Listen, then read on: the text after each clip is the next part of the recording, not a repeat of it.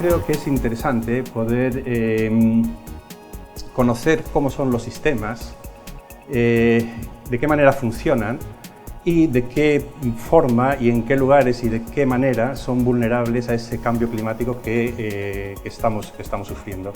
Entonces, desde ese punto de vista, el conocer cómo funcionan los océanos, por eso de ahí el título de las fuerzas que mueven el océano, conocer cómo funcionan los océanos creo que es interesante, que es relevante y que puede ayudar a entender las consecuencias que sí que pueden seguir a intervenir en un sistema tan complejo como es el océano y su circulación. Con una primera obviedad, que el océano es muy asimétrico, tiene unas dimensiones miles de veces su espesor.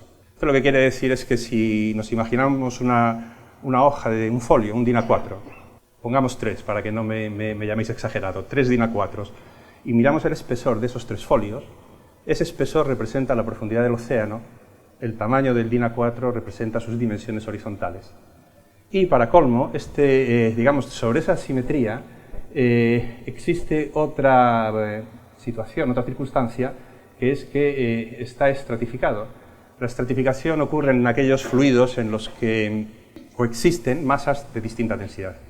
Y en el océano esto es fácil que ocurra, puesto que el océano es un sistema que se calienta por la superficie, calentar el agua es hacerla menos densa, y el calor difícilmente, muy difícilmente llega al fondo, de manera que tenemos una clara estratificación térmica, y en esas circunstancias los movimientos verticales, es decir, intentar llevar algo desde la superficie hasta el fondo, o viceversa, es muy complicado. O sea que un sistema de estas características estratificado previene los movimientos verticales.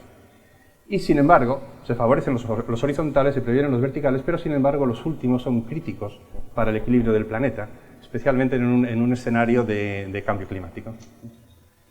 Digamos que, bueno, tras esta pequeña introducción, pues recordar una serie de cosas que creo que conviene recordar si no se saben ya.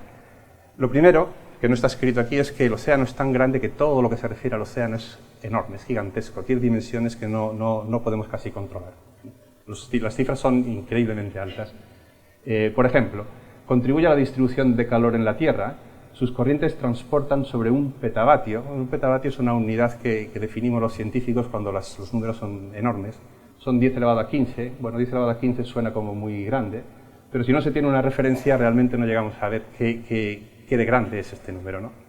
Por eso pues, he puesto aquí que la humanidad hoy día, para cubrir todas sus necesidades energéticas, requiere unos 15 teravats, que es unas 60 veces menos que un petavat. O sea que realmente el océano, la cantidad de calor que almacena y que transporta es 60 veces las demandas mundiales de energía. Es una cantidad enorme. Es un gigantesco almacén de energía.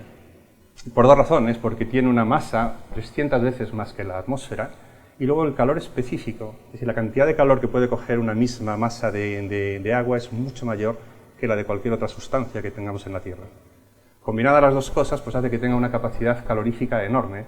De hecho, he puesto este dato aquí porque creo que es relevante, que si enfriásemos 0,1 grados centígrados, una décima de grado centígrado, que es nada, todo el océano, y ese calor que hemos extraído lo mandásemos a la atmósfera la calentaríamos 100 grados centígrados, por encima de 100 grados centígrados. Esto da idea del efecto tan enorme que está haciendo el océano mitigando el calentamiento global. Realmente, el 90% del calor asociado al efecto invernadero que hemos estado, digamos, favoreciendo para que llegue a la atmósfera, ese 90% ha quedado almacenado en el mar, en los primeros 700 metros, y eso es lo que está haciendo que el cambio climático realmente se esté ralentizando. Pero eso tiene consecuencias. Digamos, almacenar tantísima cantidad de energía tiene consecuencias porque al calentar el agua dilata. Y como, digamos, estamos dilatando el contenido, pero no estamos dilatando el continente, esa dilatación se manifiesta como un aumento del nivel del mar. Si haciendo números es fácil ver que por cada grado centígrado que aumentásemos de temperatura el océano, subiríamos el nivel del mar cerca de 1 metro. No hemos llegado a esas cifras, que serían realmente alarmantes, aunque las predicciones no van muy lejos de estos valores. De hecho, sobre el 35, 40, tal vez la mitad del aumento del nivel del mar que se está observando y midiendo ya con mucha precisión, pues es debido a esta dilatación del agua, este efecto térmico, La otra parte pues, viene de la fusión de hielos continentales. Digamos que dato que está puesto aquí debajo son datos reales. Desde hace ya 25 años se mide con mucha precisión cómo va aumentando el nivel del mar y hoy día se tiene constatado que aumenta aproximadamente 3 milímetros por año. No es mucho, pero es acumulativo. Y la última propiedad que quiero recordar es que el océano también retira carbono, CO2 de la atmósfera, con lo cual todos sabemos que el CO2 es el principal gas efecto invernadero que está promoviendo el cambio climático. Entonces todo lo que sea retirar CO2 de la atmósfera mitiga también ese cambio climático. De hecho, desde el principio de la era industrial, hace ya más de 150 años, pues el océano ha absorbido como el 40% del carbono de origen antropogénico, aunque actualmente el ritmo con que lo está absorbiendo está disminuyendo por dos razones. Primero porque ha absorbido mucho y segundo porque las aguas se están calentando y las aguas calientes son capaces de disolver menos calor que menos CO2 que las aguas frías. El precio a pagar en este caso es la acidificación de los océanos, que sí que tiene consecuencias sobre los ecosistemas. Hay sistemas muy sensibles al pH de las aguas del océano y por lo tanto sienten, padecen, sufren, puede que incluso se extingan si la acidificación continúa. Bueno, hecha esta pequeña introducción voy a entrar un poco ya más en materia, hablando de las fuerzas que mueven los océanos. El océano es un sistema muy complejo, es muy grande, pero en realidad cuando uno mira qué es las fuerzas que están moviendo los océanos, no son tantas. Son de tres tipos, además muy claras, las astronómicas. Todos conocemos las mareas, la atracción gravitatoria Tierra-Luna, Sol-Tierra-Luna de este sistema. El viento soplando sobre la superficie del océano mueve agua. Y esta promueve la circulación superficial, que es de la primera de la que voy a hablar. De las mareas hablaré poco. Y el calentamiento solar, que posiblemente es la que más implicada está con los problemas de cambio climático. El calentamiento solar produce circulación vertical. Esta circulación que ya comentaba antes, circulación vertical implica que digamos que se tiene que mover el agua, pero también tiene que penetrar en el fondo, y eso ya comenté que eso es complicado cuando hay estratificación por el medio. Y luego hay una fuerza que es un tanto curiosa, pero es básica para poder entender lo que ocurre en los océanos, que es la fuerza de Coriolis. Esta proviene de la rotación de la Tierra, pero es una fuerza, pues, digamos, como un poco simpática. La mayor parte de los presentes seguro que ha oído hablar de ella. Solamente actúa sobre lo que se mueve. Si algo está quieto, esa fuerza no hace nada. Si algo se mueve, esa fuerza lo desvía hacia la derecha si se mueve en el hemisferio norte, lo desvía hacia la izquierda si se mueve en el hemisferio sur. Con respecto a las mareas, pues va a estar más bien como curiosidad, porque no tiene mucho que ver con la circulación oceánica. El dato importante es esto, que disipan 3 terawatts. Eso es mucha energía. No es tanto como lo que transportaban las corrientes. La referencia al consumo mundial son como 15, o sea que esto no es demasiado, pero es una cantidad enorme de energía, de las cuales, y esto es importante, aproximadamente la tercera parte la disipa en el océano profundo. Y la curiosidad que quería comentar es que a través de esta disipación ocurren dos fenómenos. Uno, que el día en la Tierra se alarga, por un problema de transformación o de conservación de energía, si se quiere llamar así. No mucho, 20 microsegundos año, también es algo acumulativo. O sea, digamos, desde tiempos geológicos, hace 600 millones de años, parece que el día duraba como 4 o 5 horas menos. Estamos aumentando la duración del día. Y, a la vez, está alejando la Luna de la Tierra. La órbita de la Luna cada vez es más grande, se aleja más de la Tierra. Es lo que se denomina la deceleración secular de la Luna. Y este es un dato que sí que se mide. Realmente desde hace 45 años, cuando las misiones Apolo instalaron reflectores en la Luna, pues se puede medir directamente con láser. Se pueden medir estos alejamientos y se constata que lo están haciendo cerca de unos 4 centímetros por año. Poco tiene que ver con la circulación oceánica, que es de lo que yo quiero hablar. Pero, y esto es importante, que la energía disipada por las mareas ayuda a mezclar las aguas en el océano profundo, y esto sí que tiene que ver con la circulación oceánica, porque ayuda a mantener la circulación de gran escala. Digamos, de las mareas no hablo nada porque, aunque es el fenómeno posiblemente más conocido de lo que ocurre en el mar, es un movimiento que tiene una periodicidad muy pequeña y cuando uno quiere ver cosas a muy largo plazo, las mareas realmente hacen casi un promedio cero y dejan las cosas como están, lo mueven, pero luego al final lo dejan. Por esto, digamos, las he eliminado de la charla y me centro primero con la circulación superficial, que es forzada por la que técnicamente se denomina cizalla del viento, casi todos los que trabajamos en el mar evitamos esta terminología y hablamos un poco, tal vez un poco en plan excesivamente cursi, hablando del wind stress, que es la terminología inglesa para esto, y que es importante ver que es proporcionado al cuadrado de la velocidad del viento. O sea que un viento soplando sobre el mar pues produce un movimiento de las aguas. Si duplico la intensidad del viento, cuadruplico el arrastre del viento. Y lo que es interesante es que está mediatizado por la fuerza de Coriolis, y a esto sí que le quiero dedicar un poquito más de tiempo, pero un poco más adelante. Como estamos hablando de circulación inducida por los vientos, pues vamos a ver cómo son estos vientos, los patrones más básicos. Y empezando por una Tierra que no tuviese rotación, y sí que tuviese una atmósfera, el Sol calienta más por aquí, el aire caliente asciende, al ascender deja un hueco que tiene que ser rellenado por aire superficial que venga de otros lados, no queda otra que venga del polo, y cierra una celda vertical de este estilo. Es un patrón de circulación muy intuitivo y muy fácil de entender. Si incluimos la rotación de la Tierra, las cosas cambian, porque lo primero que se ve, esto ya no es fácil de ver, ni es mi intención hacerlo aquí, es que esa gran celda ha quedado dividida en 3 subceldas en cada hemisferio, bastante simétricas. Una primera celda que asciende aire por el ecuador, pero desciende en mitad del hemisferio, a medias latitudes, otra que va en sentido contrario aquí, y una tercera que es en la región polar, que vuelve a hacer esto mismo. Y ahora es donde la rotación empieza a dejarse influir, porque estos vientos que vienen por aquí, digamos, para cerrar esta celda, como ahora sí hay rotación, al moverse de norte a sur en el hemisferio norte son empujados hacia la derecha. Y en lugar de ser vientos que vienen del norte, directamente los convierte en vientos de componente este. Son los que todos conocemos como alisios, que es una constante digamos, una constante muy constante, iba a decir, bueno, pues un fenómeno muy constante en la Tierra. Siempre cuando uno baja a las latitudes tropicales se encuentra con los alisios. En cuanto a nosotros, que vivimos por latitudes medias, vivimos en la región de ponientes. ¿Por qué razón? Pues porque estos vientos de esta celda, cuando circulan, o debieran circular de sur a norte, la fuerza de Coriolis los desvía hacia la derecha. Y ocurre pues luego al final con los levantes polares que, por la misma razón, pues soplarían ahora hacia el este. Bueno, para verlo mejor vamos a aplanar la esfera. Esto deforma el mapa, pero nos ayuda a entender mejor las cosas. Esta sería la situación que he comentado, la región tropical con sus alisios, las regiones intermedias, medias latitudes, con sus ponientes, y las regiones polares con sus levantes. Pero yo todavía no he puesto continentes en este modelo.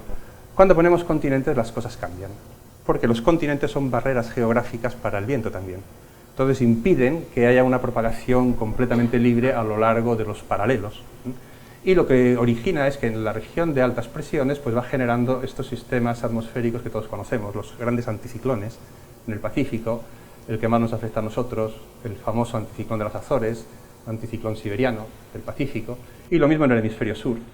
Y también bajas presiones que son muy características, la baja presión de Islandia, que es uno de los factores característicos del clima atlántico. En fin, y los vientos ya en lugar de ser zonales, es decir, que van soplando de este a oeste o de oeste a este, ahora tienden a girar.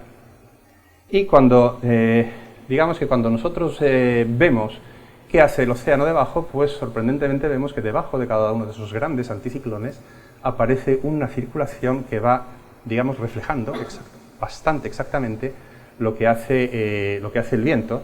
De manera que, con la situación que teníamos, anticiclones en cada una de las cuencas de los océanos, pues nos encontramos con 5 grandes giros, que es el patrón característico más básico de la circulación superficial. Aquí tenemos el giro del Pacífico Norte, que bueno, no cabe entero ahí, se cierra por este lado, el giro subtropical del Atlántico Norte, el Índico, este cero de aquí marca el Ecuador, el Índico apenas tiene Índico Norte, así que solamente existe un giro en el Índico Sur. Fijaros que aquí ahora el sentido de circulación ha cambiado porque en el hemisferio sur la fuerza de Coriolis hace lo contrario que en el hemisferio norte. El giro subtropical atlántico y el giro subtropical pacífico. Y luego una propiedad exclusiva y muy importante en el clima, que es que alrededor de los 60 sur es la única latitud del planeta donde el viento no encuentra continente. Es decir, a lo largo de esta latitud el viento sopla sin ninguna interferencia continental, con lo cual tiene el potencial de generar una corriente permanentemente, alimentándola, y como consecuencia lo que hace es generar la corriente más importante en cuanto a caudal de todas las que existen en el planeta. Este es el esquema más básico de la circulación superficial. Y por dar algún detalle más que creo que sí que interesa, es ver que estos giros tienen su propia estructura. Todos los giros tienden a, digamos, mostrar en sus contornos, lo que llamamos contornos occidentales, que son la parte, digamos, izquierda en la figura, es la parte del giro que está pegado a los continentes, una intensificación. Estas corrientes son muy intensas, son muy cálidas porque van de regiones tropicales hacia regiones polares y son muy rápidas y transportan cantidades importantes de agua. Todas tienen nombre, pues el Gulf Stream, el Kuroshio, la corriente de Agulhas, a lo mejor no suena menos, pero es de las más importantes en el hemisferio sur, o la corriente de Brasil. Y, digamos, en el otro contorno existen otras corrientes, por ejemplo aquí la de Canarias, la Benguela, o la de California y Perú en el Pacífico, que son corrientes más lentas, más frías, más anchas, y que conducen a los sistemas más productivos que se conocen en el planeta, porque estas corrientes están asociadas con un fenómeno del que quiero hablar a continuación. Aquí he puesto estos números.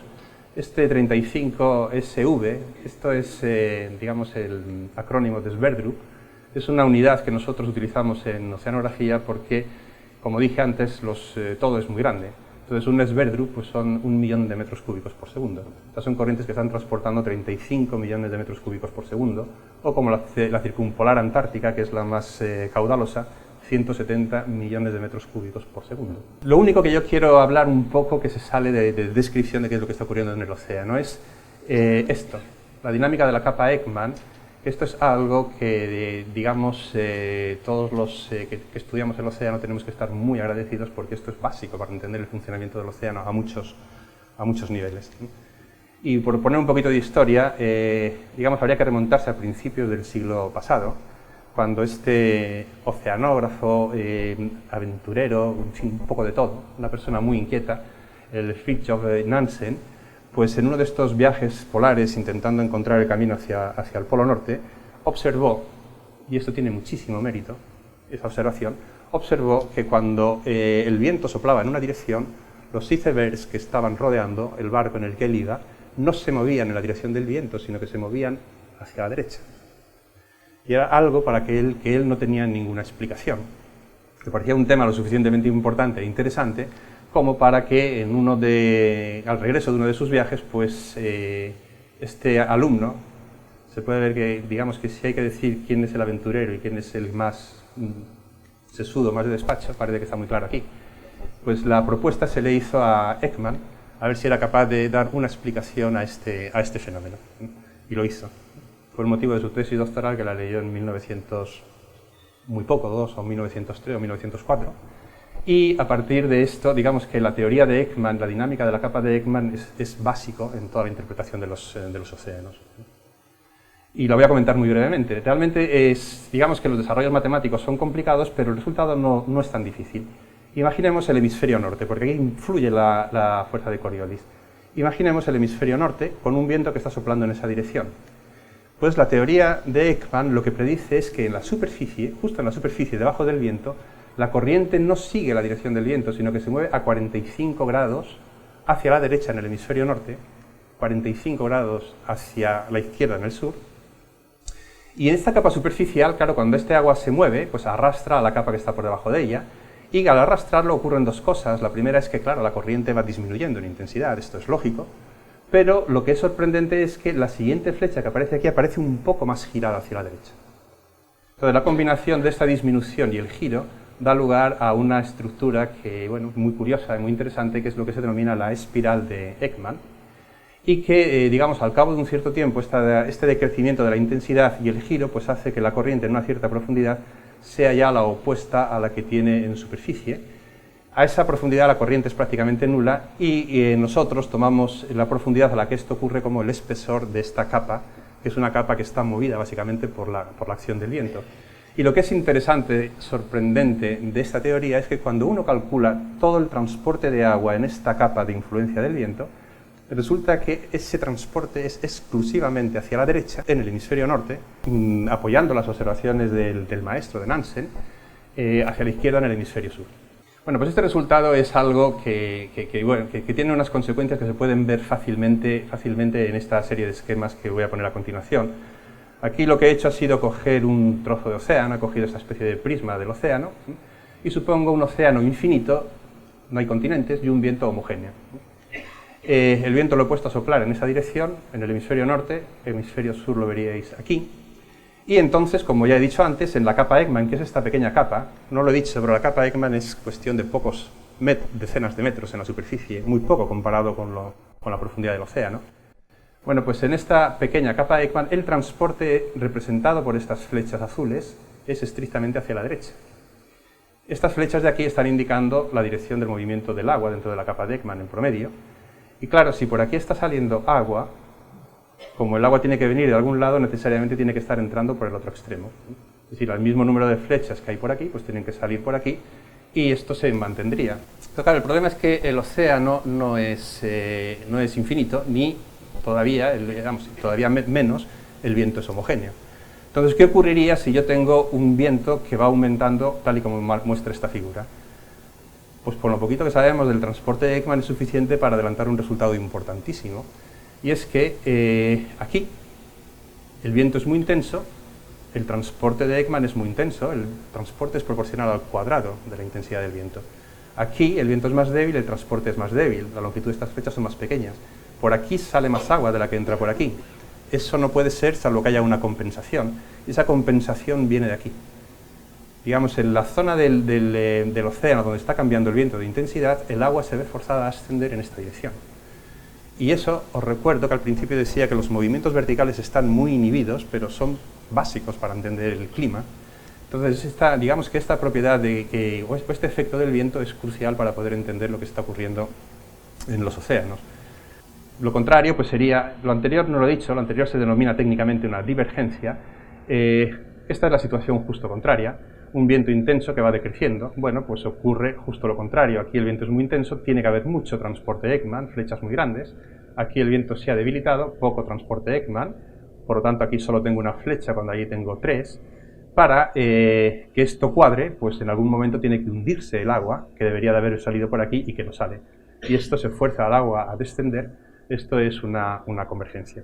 Un fenómeno importante, muy importante para, digamos, desde el punto de vista de la vida en el océano, que ahora lo comentaré, pues es lo que se denomina afloramiento o upwelling, de su término inglés, lo usamos también muy frecuentemente, costero, viento soplando, fuerza transporte hacia su derecha como siempre, debería de entrar agua por su izquierda, pero no puede porque está el continente, así que es necesario levantar el agua, se asciende el agua, que es el que alimenta esa capa Ekman. Esto nos tiene que sonar bastante a los que vivimos en Málaga.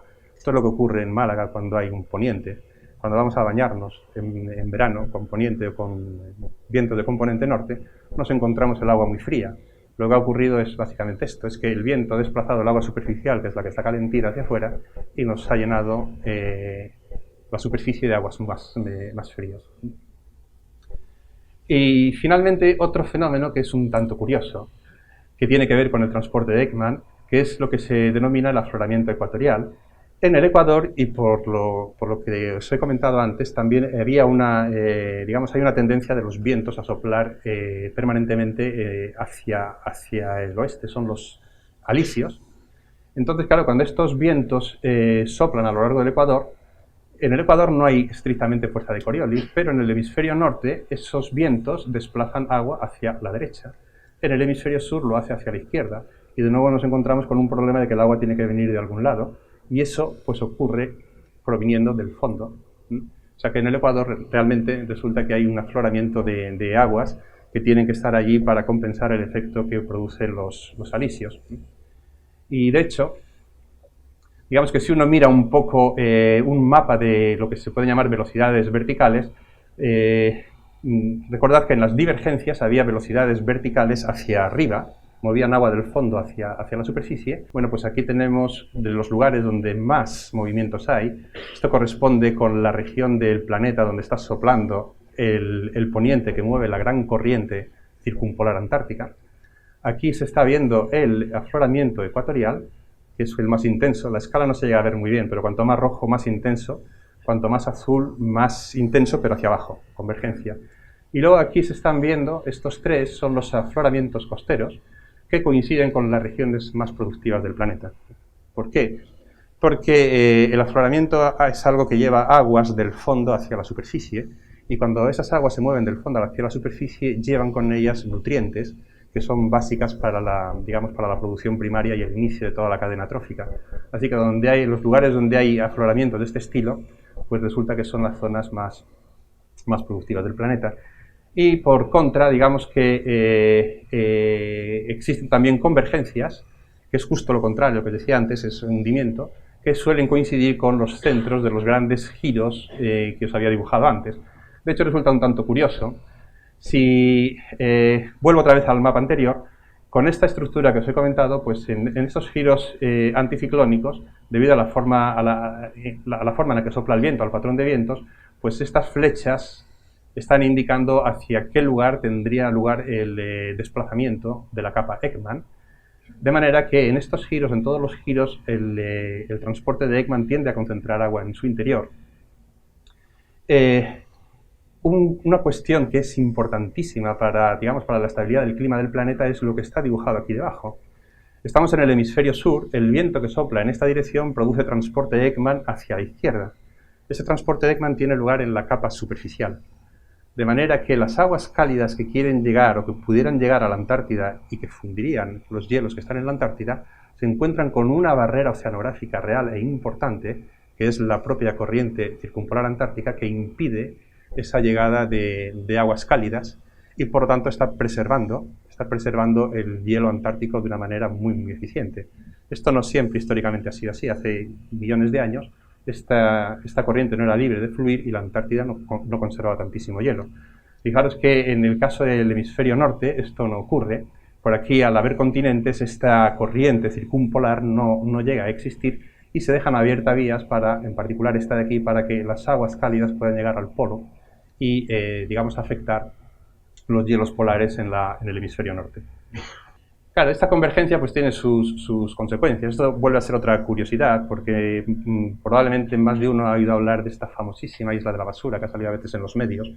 Es simplemente una gigantesca acumulación de plástico que va dibujando los grandes giros anticiclónicos de los que he ido hablando, en particular el giro del Pacífico Norte, donde se almacenan, los datos dicen, más de 6 millones de toneladas de plástico, ocupando un área que es 3 veces el de la península ibérica. Y esta isla está allí. Los plásticos tienen un montón de tiempo de vida antes de descomponerse definitivamente, y mientras están así, pues las corrientes oceánicas los están concentrando, debido a esas convergencias que comentaba antes, los está concentrando en el interior de estos giros. Y el Pacífico, no me preguntéis por qué, no sé por qué el Pacífico tiene que ser el que más lo conserva, tal vez por las dimensiones, tal vez porque ahí tira más plásticos, pues es el que se lleva la medalla en esta carrera, que no es precisamente buena, digámoslo así. Bueno, para cerrar un poco la parte de las corrientes superficiales, simplemente decir que además del patrón este que comentaba de los grandes giros, de lo que ya he hablado bastante, hay otras corrientes que existen y que son también igualmente importantes. En particular, quiero marcar estas tres. La corriente de Indonesia. ¿Y por qué las marco? Porque fijaros que la estructura de giros en el océano son como compartimentos estancos. Es decir, como si una cuenca no pudiera interferir o conectar con la otra, y eso realmente no es así. El océano Pacífico es el océano que menos salinidad tiene, es decir, es donde el déficit de agua dulce llueve más de lo que se evapora, y él entonces es responsable de pasar ese exceso de agua dulce al resto de los océanos, y lo tiene que pasar de alguna manera.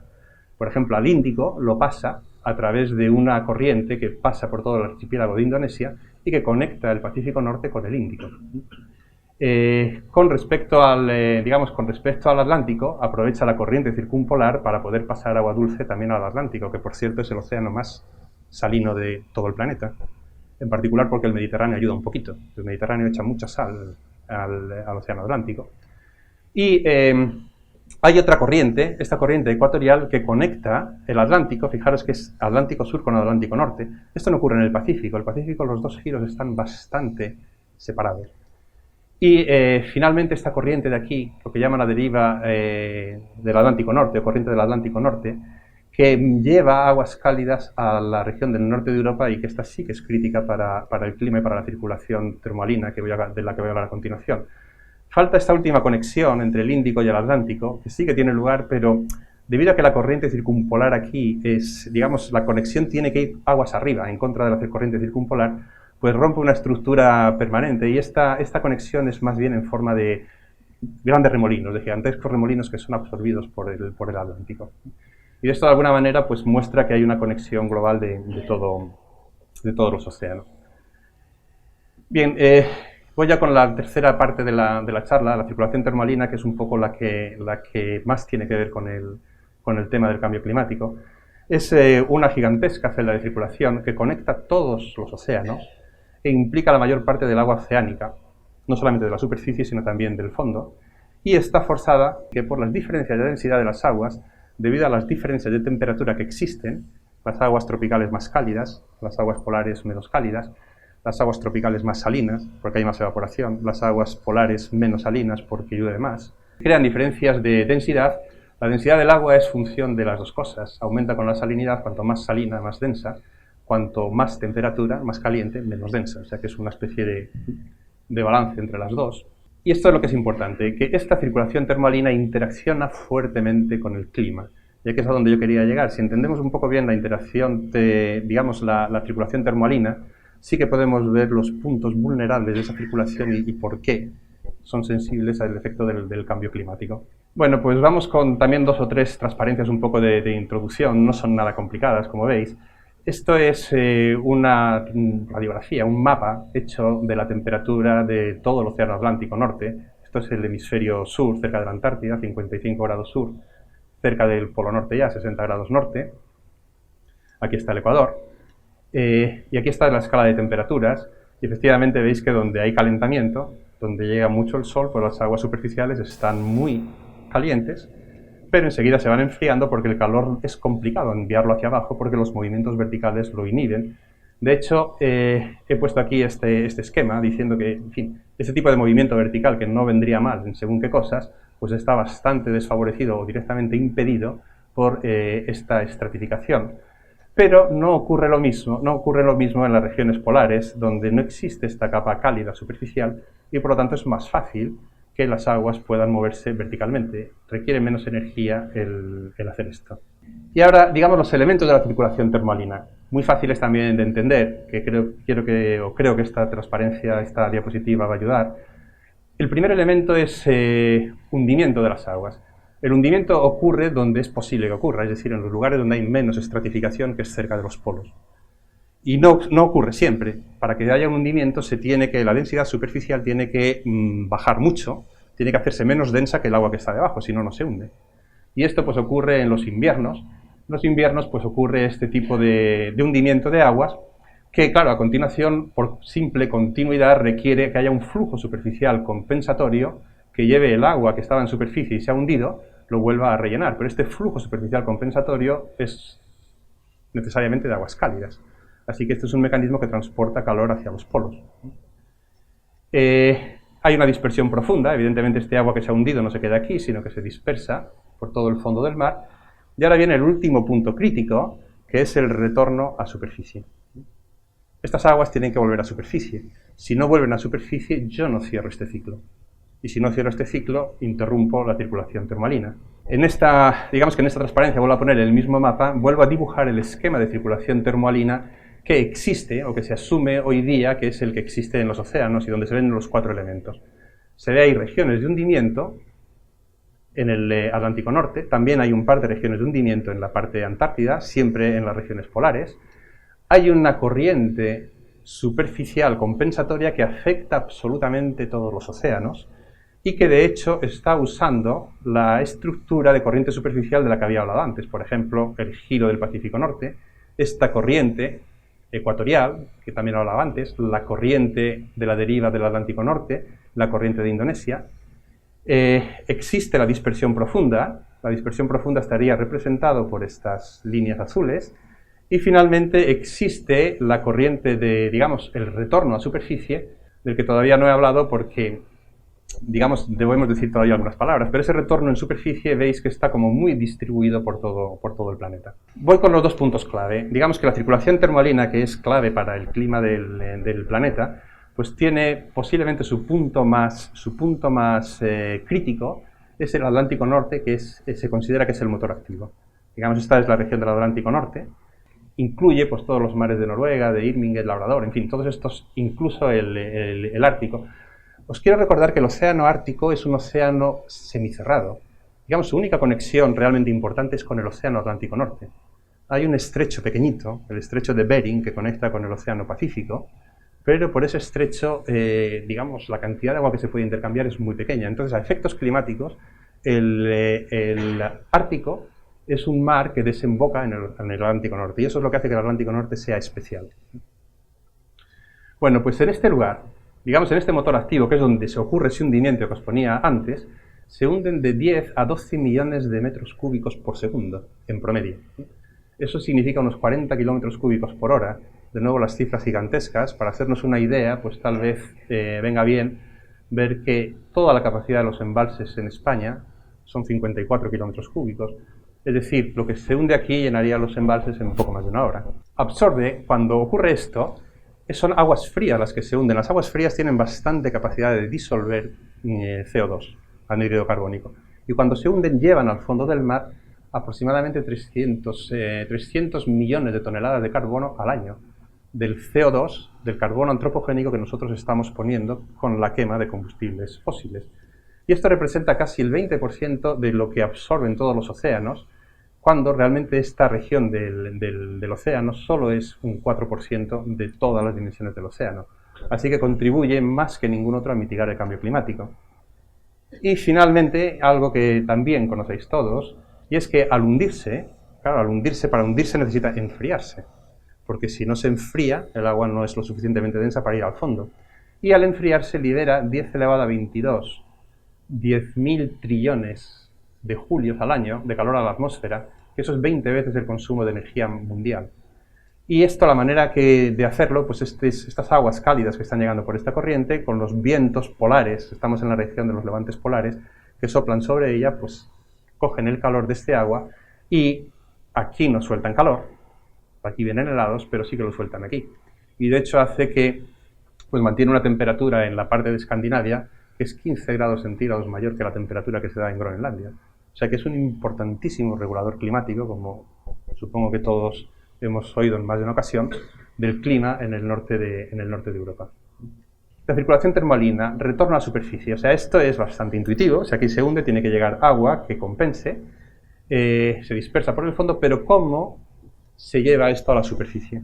Bueno, es una especie de cómic que me he inventado.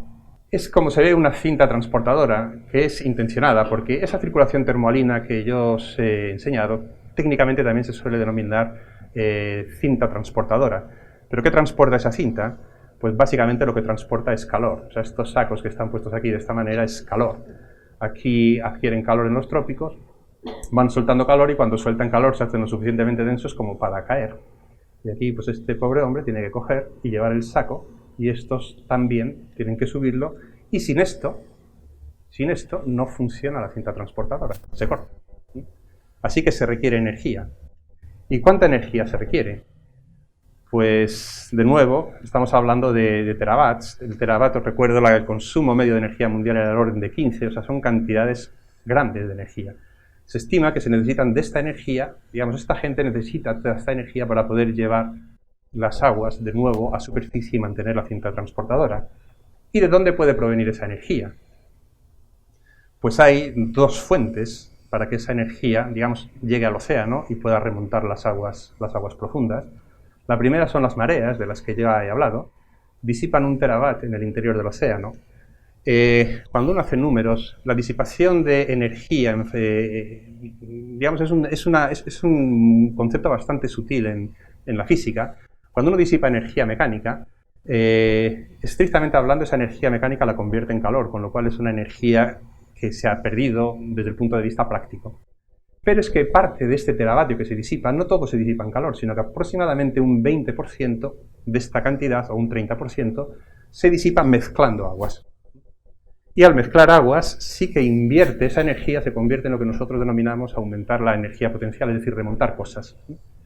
Pero también está la posibilidad de que sean los vientos. Los vientos se estima que suministran de 0,5 a 1 terawatt a través de la superficie del océano. Está soplando, ya hemos visto que también el viento es capaz de levantar agua, así que también puede ayudar a levantar ayudar a estos pobres hombres que van con el saquito subiendo la escalera. Comento brevemente cada uno de los dos procesos. Este sería el primer mecanismo de retorno. La fuente de energía principal es la marea. Aquí está la zona de hundimiento, donde se ha hundido el agua, se ha dispersado. Por aquí está la corriente de retorno. Y ahora aquí hay una mezcla que mezcla aguas cálidas de aquí con aguas más frías de aquí. Esto lo que hace son dos cosas. Primero es que las aguas más frías, por lo tanto menos densas, se conviertan en aguas más densas y puedan ascender. Y el segundo mecanismo que es importante es que es la posibilidad que hay de enviar calor al fondo del océano, que para mitigar el cambio climático es lo importante. Veremos, porque digamos el agua tiene una enorme capacidad calorífica, pero con la misma facilidad que de alguna manera suelta calor, también absorbe calor. Eso lo conocemos los que vivimos al lado del mar, que vemos como en verano el clima es más suave y en invierno también lo es. En un caso absorbe calor, en otro caso libera calor y nos ayuda a mantener el clima. Bueno, pero esto a nivel superficial es fácil de entender, pero ¿cómo conseguimos enviar calor al interior del océano? Esto ya es más complicado. Con ese tipo de mezcla se envía calor al fondo del océano. Este sería el primer mecanismo y aquí es donde intervienen las mareas. La energía que se necesita para hacer esta mezcla tiene que provenir o provendría de las mareas. Y la otra posibilidad es el efecto del viento. Digamos que volvemos a tener la misma historia, hundimiento, dispersión por el fondo, la corriente de retorno, pero ahora el retorno a superficie se llevaría a cabo por la acción del viento, básicamente por la divergencia del viento, ese mecanismo que había explicado cuando hablaba del transporte Ekman, y fundamentalmente esto ocurriría en la corriente circumpolar antártica. La pregunta del millón es, ambos están actuando simultáneamente, son mecanismos independientes, el uno no excluye al otro, y la pregunta es cuál prevalece, y la respuesta es que la pregunta es de muy difícil respuesta, porque digamos que a pesar de que las cantidades globales son gigantescas, los detalles son ínfimos, es muy complicado poder medir estas cosas. De manera que históricamente se había admitido que predominaba el primero fundamentalmente en el Pacífico Norte, es decir, que la mezcla diapigna era el encargado de mandar otra vez la corriente hacia arriba y fundamentalmente este fenómeno ocurría en el Pacífico Norte, pero actualmente se piensa que puede que sea la divergencia del viento en la Antártida, en particular en el pasaje Drake, que ya te lo han puesto hasta un nombre, lo llaman el efecto del pasaje Drake. El pasaje Drake es, lo que hay entre el sur de Argentina y el norte de la península antártica. Es una región relativamente estrecha del océano por donde pasa el caudal más enorme de corrientes que hay en todo el planeta. Y no hay un acuerdo. Posiblemente la respuesta es los dos. De hecho, la única manera de poder dar una explicación un poquito más sustentada es correr modelos numéricos, hacer un modelo numérico, y entonces en un modelo numérico se impide el efecto del viento, y cuando se impide el efecto del viento se comprueba que la circulación termoalina se reduce. En otra ejecución del modelo se deja el viento, pero se suprime el efecto de las mareas, y también se comprueba que la circulación termoalina se debilita. Así que parece que el efecto es combinado de los dos. Vuelvo a poner el mismo mapa que colocaba antes, con ahora ya la circulación termoalina de la que he hablado antes puesta por encima. Se ve cómo aprovecharía esta circulación, aprovecharía el afloramiento tropical para mandar corrientes a la superficie. Aquí estaría representada la divergencia antártica, que también manda. Fijaros que en este caso la circulación superficial, dibujada en verde, en este caso, y la profunda, dibujada en azul, pues coinciden en dirección, es el único lugar del planeta donde ocurre, y aquí es en el pasaje Drake, donde esto se tiene que comprimir porque encuentra la mayor angostura de toda su trayectoria. Si esto ha quedado un poco medianamente claro, entonces sí que somos capaces de identificar las vulnerabilidades de la circulación termoalina al cambio climático. Y los dos puntos claves para la circulación termoalina son la formación del agua profunda, el hundimiento, que es el motor activo de esa circulación, y el retorno a superficie. Así que voy a empezar hablando del hundimiento. Para conseguir yo hundir las aguas en la zona donde se vayan a hundir, yo necesito aumentar su densidad. Y yo para aumentar su densidad tengo dos posibilidades. Enfriar, y eso, bueno, los polos parece que no es muy difícil, pero claro, si vamos a un cambio climático donde el clima cada vez es más cálido, ese enfriamiento puede que no sea suficiente. O si estamos hablando de este segundo caso. Estoy hablando de que si disminuye la temperatura y aumenta la salinidad, si disminuye la temperatura fuerza que se hunda porque aumenta su densidad, y si aumenta la salinidad también. Digamos en las zonas donde ocurren los hundimientos, en el caso del Atlántico Norte hay dos razones para que aumente la salinidad. La primera razón es la formación de hielo. Cuando se forma hielo se forma básicamente, exclusivamente agua dulce, con lo cual tras la formación del hielo deja sal, que aumenta la salinidad superficial. O sea que ese es un fenómeno que actúa en sentido positivo. Y en el caso del Atlántico Norte, también en nuestro mar Mediterráneo contribuye bastante a ello. Contribuye a que el Mediterráneo contribuya a que el Atlántico sea el mar más salino y posiblemente, aunque está todavía bajo debate, de nuevo los modelos numéricos indican que si el Mediterráneo lo cerramos, la circulación termalina lo siente. Bueno, pues digamos que estos serían los dos mecanismos para poder aumentar la salinidad y favorecer la circulación termalina. Vaya por delante que es importante. Digamos que lo que tenemos que intentar es mantener la circulación termalina, si no estamos modificando drásticamente el clima. Entonces esta sería la situación buena. Claro, el problema es que disminuye la temperatura. Aquí es donde el cambio climático está actuando en contra nuestra. Estamos calentando el océano. Luego tenemos ahí un problema. Y todo lo contrario, disminuye si decrece la salinidad, es decir, si ponemos agua menos salina, es decir, agua más dulce en la superficie, donde se forma el agua profunda, estamos impidiendo que se forme, que se hunda. De hecho, si nosotros pusiésemos agua dulce, puramente agua dulce, digamos que directamente cortábamos la circulación termalina, porque no hay manera de hacer que el agua dulce sea más densa que el agua salada. O sea que si nosotros inundásemos el Atlántico Norte de agua dulce, la circulación termalina directamente se quedaba suspendida. No se produciría el hundimiento, y al no producirse el hundimiento de las aguas, la succión que hace ese hundimiento de la corriente cálida quedaría paralizado, y entonces no llegaría el calor al norte de Europa, modificaría drásticamente el clima en el norte de Europa. Y también, claro, disminuye si la temperatura superficial del agua pues aumenta. Está claro que el cambio climático está promoviendo la fusión de hielos, es decir, está promoviendo la llegada a esta zona de aguas poco salinas, eso es muy malo, y para colmo, la temperatura superficial del agua debido al cambio climático también está aumentando. Por lo tanto, digamos que ahora la tendencia nuestra en ese punto que es crítico, que es el punto posiblemente más vulnerable, estamos tocando y no sabemos muy bien con qué consecuencias. Esto es lo que pongo aquí, que actualmente parece que ya se observa un debilitamiento de esta circulación termalina. Y las consecuencias, pues un enfriamiento de todo el norte de Europa en particular, pero un enfriamiento drástico, y también importante es que hay una disminución del secuestro de CO2, de anhídrido carbónico que hace el océano del que estamos arrojando a la atmósfera, con lo cual incrementaríamos el ritmo de cambio debido al efecto invernadero, y por lo tanto sería una especie de lo que llaman los técnicos los feedbacks positivos. O sea, digamos que estaríamos acelerando todo. Aquí tengo un pequeño resumen. Esta sería la situación actual. La situación actual pues sería con la región donde se está formando el agua profunda, el hundimiento. Lo que os he comentado, al hacerlo succiona esta corriente. Digamos, al hundirse por aquí, se fuerza que esta corriente llegue hasta altas latitudes, y cuando se hunde, pues secuestra carbono atmosférico hacia el océano profundo y ralentiza el aumento de CO2 en la atmósfera, que, bueno, que todos sabéis que lo estamos incrementando a un ritmo bastante elevado.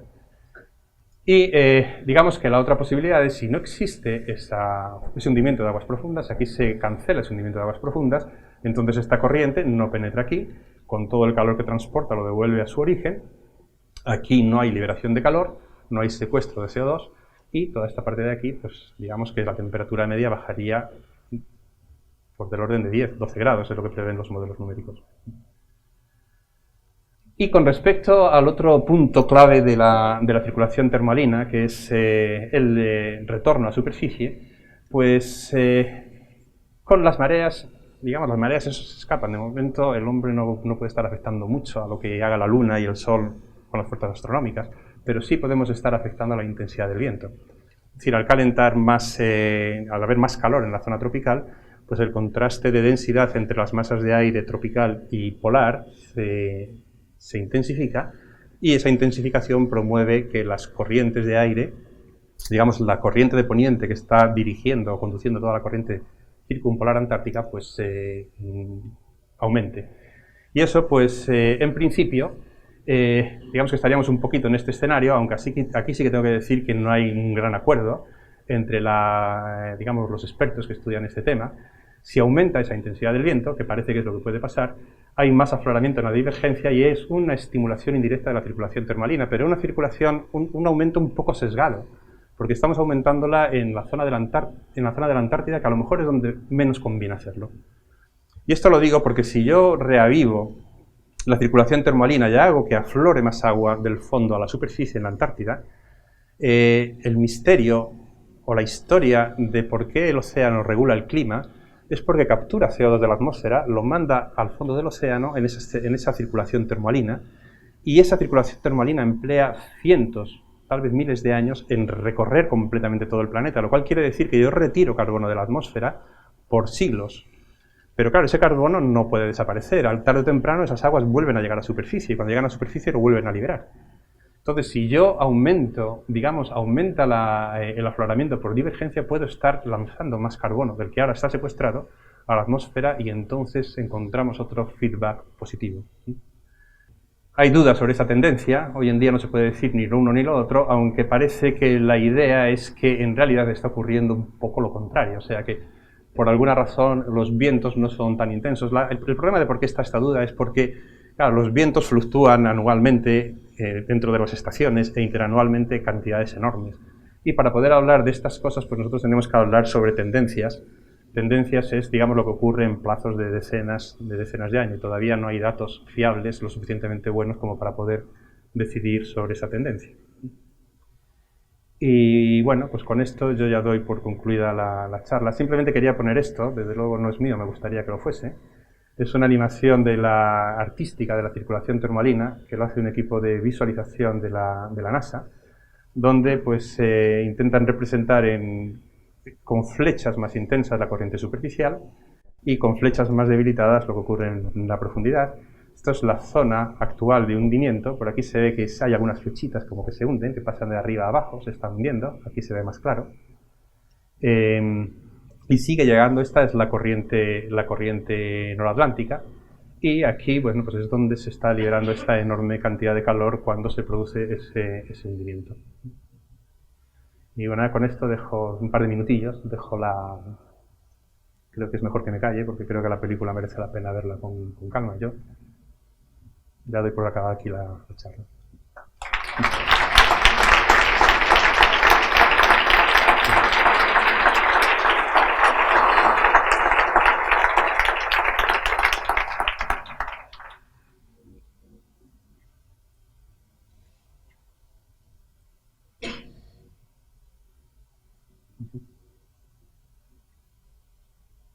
Esto sí que conviene decir que en realidad es una animación artística. O sea, aquí uno parece que es que la circulación termalina es como una especie de río. Realmente la circulación termalina ocupa todo el océano. Por ejemplo, cuando uno habla de que se forma agua profunda en la Antártida produce el agua más densa de todas las que se encuentran en el océano. Y cuando ese agua se produce, inunda el fondo de los océanos y se propaga hacia donde puede, que es hacia el norte, no le queda otra, hacia el sur no tiene nada. Entonces, en los puntos donde se hunde el agua en la Antártida, pues hay un punto que está inundando de agua antártica el océano Atlántico, y hay otro punto que está inundando de agua, es el agua que se forma en lo que llaman el mar de Weddell, y hay otro punto que está inundando de agua antártica de fondo el Pacífico, que es el mar de Ross. Entonces estas aguas, cuando llegan al fondo del mar, también tienen que resurgir a superficie, o sea que es todo como un poco más complicado de lo que está puesto aquí, ¿no? Pero bueno, como una especie de visualización, a mí me gusta particularmente esto, porque es un momento donde se ve cómo las dos grandes corrientes, la superficial circumpolar antártida movida por el viento, y esta otra, que es básicamente la corriente asociada a la circulación termalina, coinciden en una franja muy pequeñita de espacio, produciendo la corriente más intensa de cuantas existen en el océano. Esto es lo que se denomina, lo que llaman el efecto del paso Drake, y posiblemente aquí es donde tenga lugar el mayor retorno a superficie de las de las aguas profundas debido a ese mecanismo que os comentaba de divergencia debido al viento. Bueno, ahora sí, se termina.